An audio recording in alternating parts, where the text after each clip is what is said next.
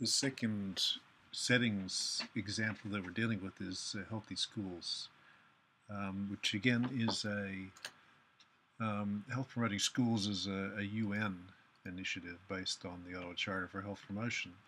And in a similar way to the Healthy Cities initiative, a health promoting school is one that constantly strengthens its capacity as a health setting for living, learning, and working, and very consistent with health promotion. Strengthens capacity, so it's all about strengthening individual and community uh, capacity to enhance their own health. And again, this difficulty, it's a philosophy that it focuses on process rather than outcomes, which in many ways makes it quite difficult to evaluate.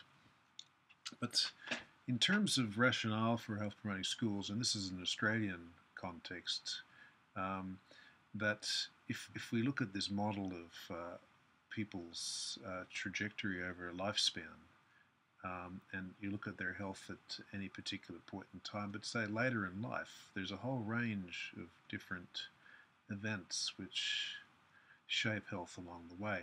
And many of these occur early in life, and so it makes sense that we spend most of our life, most of our sort of weekday daylight hours at school from the age of about 5 or 6 through to about 18 years of age. So it actually represents quite a large proportion of their time during these critical periods. So um, there's certainly a high level of interest in investing in this particular area to try to get the best health outcomes possible. And it's obvious then that school is a key setting for these early interventions, which ultimately influence a whole range of health outcomes later on in life. Health promoting school communities make a substantial impact on the health and well-being of populations. And there are three important areas that are interrelated that health promoting schools focus on. Firstly, they focus on the curriculum, teaching and learning practices, so that's within the classroom. They then look at other factors, the school environment, the school ethos, how the school is organized, so outside the classroom but still within the school. And then this third area, the health promoting schools concept actually looks at the school as part of a community and how it actually interacts with other organizations outside the school, but still part of the community. And you've seen this diagram or a similar diagram in the previous material in this week's lectures. Essentially, that within each of these areas there are opportunities for actual strategies. So we've got in-service training, we've got experiential learning, we've got planned sequential curriculum within the curriculum area. Within the school, at the school environment, we've got things like it needs to be clean, litter-free, vermin-free. There needs to be places for physical activity. There needs to be shade to avoid the sun. The cultural demeanor needs to be very respectful and accepting of diversity. Staff, their welfare also needs to be looked after. It's not only a matter of the students, because essentially, if the students are not, if the staff are not healthy or happy, then services delivered to the students also can be compromised. And then we've got partnerships with organisations outside the school, like for example welfare agencies. We have health activities, so screening and immunisation, etc. So it involves quite a comprehensive approach, and this is a more simplified diagram which looks at practice, environment, and partnerships as being three integral factors that are crucial for health promoting school concept. Now this is a more detailed diagram, but it's actually showing more or less the same sorts of concepts, and one of the big features here is this focus on school connectedness. So how connected students feel to the school, and this is a very important part of the very important determinant of success of the health promoting schools concept. If you don't have engagement and connection by students, then it doesn't matter what you do in the school. If the students are not connected, then that intervention basically has only a very limited, if any, impact.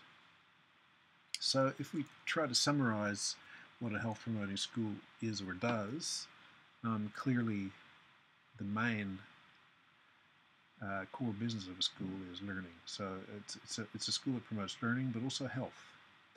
It engages a range of different stakeholders related to health and well-being.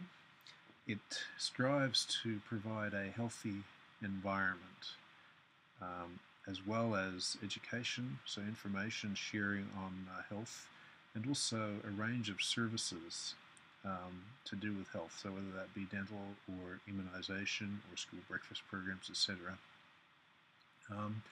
It also endeavors to look after the social and cultural well-being of students by promoting well-being and dignity, and also looks outwards to look after not only school students but also their families and the broader school community or broader community within which the school exists.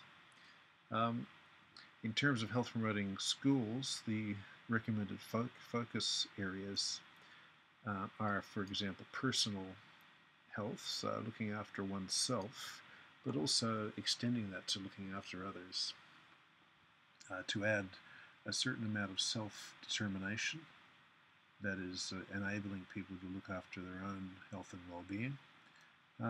Also creating environments that are conducive to good health and don't undermine health. Looking at the very basic elements of a healthy diet: peace, shelter, education, food, income, the ecology, equity, social justice, and sustainable development. The school needs to incorporate this because these are all very much proximal, distal, upstream factors of optimal health. There also needs to be an emphasis on preventing disease. Even though health promotion is more about a process, we still need not to forget about infectious or communicable diseases, also diseases of sedentary lifestyles like obesity, violence and injury, etc. And schools need also to affect the behavioral aspects that determine health. For example, schools' attitudes, knowledge, beliefs, values, and support, many of which are the result of learning at school.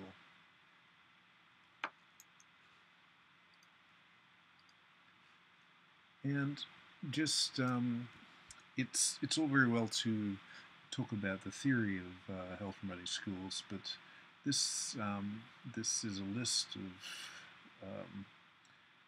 different types of health promoting school initiatives that have been conducted in Australia and elsewhere, and essentially it gives you an idea of the types of things that one might be able to engage in. So this one is on psychology, Mind Matters, because psychology issues such as depression and anxiety are stigmatized within our community, and it's very constructive for children to understand from an early age not to stigmatize these issues.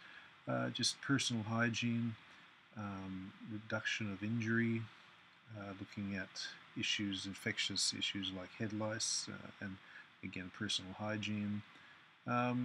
Gorgeous girls, so looking at gender issues, sun avoidance, skin cancer safety, injury prevention, healthy food, and also healthy psychological and cultural environments at school.